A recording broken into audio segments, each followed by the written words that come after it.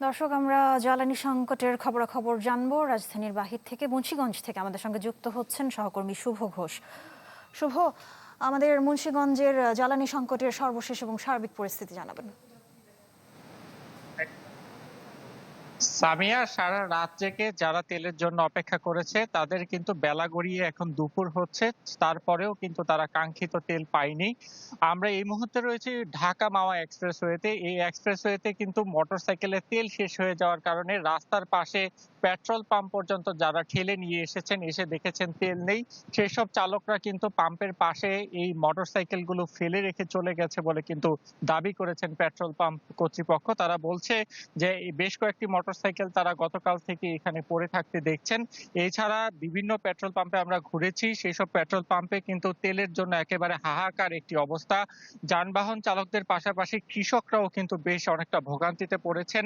আমরা দেখেছি যে কৃষক থেকে শুরু করে বিভিন্ন যানবাহন চালকরা দের সাথে কথা বলার পরে তারা জানিয়েছে গতকাল রাত থেকে কিন্তু 12টা-1টা থেকে তারা এখন পর্যন্ত তেলের জন্য অপেক্ষা করছে। তবে পেট্রোল পাম্প কর্তৃপক্ষ কিন্তু নিশ্চিতভাবে বলতে পারছে না কখন আসলে তেলের গাড়ি বা সরবরাহ আসবে। এই যে নতুন করে জ্বালানি তেলের মূল্য নির্ধারণ করা হয়েছে, সেটির একটি প্রভাব পড়েছে বিভিন্ন যানবাহনের ভাড়ার উপরে। এরপরেও ঘন্টার পর ঘন্টা অপেক্ষায় থেকে কৃষক যখন সেচের তেল পাচ্ছে না, তখন কিন্তু কৃষকের যে ভোগান্তি সেটি কিন্তু অনেকটা বেড়ে যাচ্ছে। এবং এইসব কৃষকরা বলছে যে রাত জেগে তারা এখানে তেলের জন্য অপেক্ষা করেছে। তারা আহ তারা ভেবেছে যে আসলে সকালে হয়তো তারা তেল পাবে কিংবা রাতে হয়তো তেলের গাড়ি আসবে, কিন্তু সেই তেলের গাড়ি না আসার কারণে কিন্তু বেশ ভোগান্তিতে পড়েছে। আমি ভরসা রাখি হিরন স্মার্ট ওয়াটার পিউরিফায়ারে।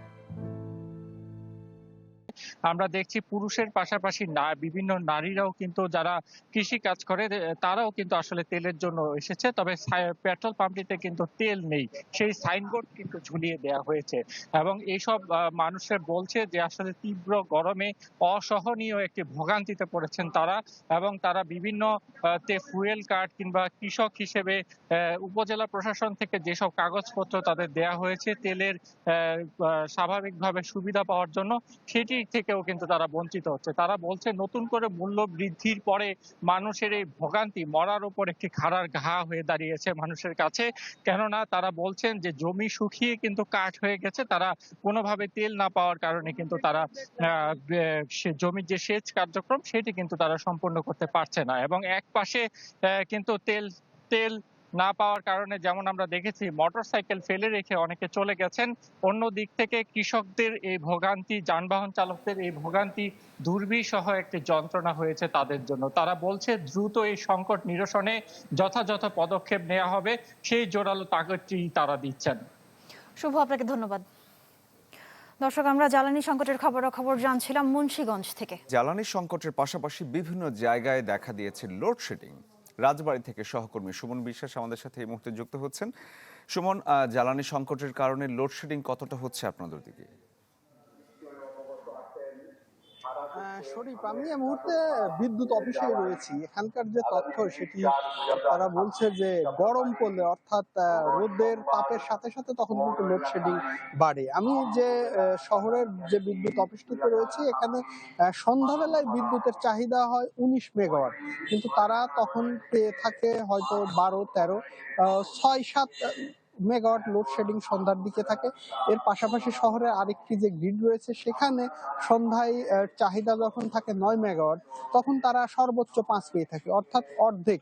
এর বাইরে পল্লী বিদ্যুতেরও কিন্তু একই অবস্থা। সেখানে আমরা দেখি যে সন্ধ্যার সময় যখন 56 মেগাওয়াট চাহিদা থাকে তখন কিন্তু সেটি সেই অনুযায়ী তারা বিদ্যুৎ পায় না, 20-25 মেগাওয়াট তখন লোডশেডিং হয়। এবং এই লোডশেডিং এর প্রভাব কিন্তু কৃষি, ব্যবসা বাণিজ্য সবকিছুর উপরে পড়েছে। শহরের যে রাজবাড়ী সদর হাসপাতাল রয়েছে সেখানে কিন্তু বিকল্প বিদ্যুতের ব্যবস্থা নেই, ফলে লোডশেডিং হলে দীর্ঘ সময় রোগীদের কিন্তু খুবই খারাপ অবস্থার ভেতর দিয়ে যেতে হয়। বিশেষ করে এই যে হাম উপসর্গ নিয়ে যারা শিশুরা হাসপাতালে ভর্তি হয়েছে এবং শিশু ওয়ার্ডে অনেক শিশু, তাদেরকে কিন্তু অনেক কষ্ট করতে হয়। পাশাপাশি আপনি জানেন যে আগামী 21 তারিখ থেকে এসএসসি পরীক্ষা শুরু হবে, সেই পরীক্ষার্থীদের পড়ালেখার কিন্তু বিঘ্ন ঘটছে।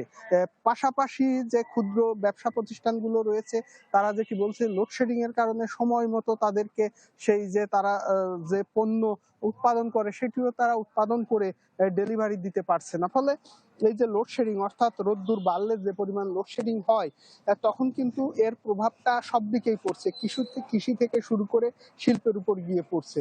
মূলত এই ছিল রাজবাড়ীর বিদ্যুৎ পরিস্থিতির খবর। শরীফ। সুমন, ধন্যবাদ আপনাকে।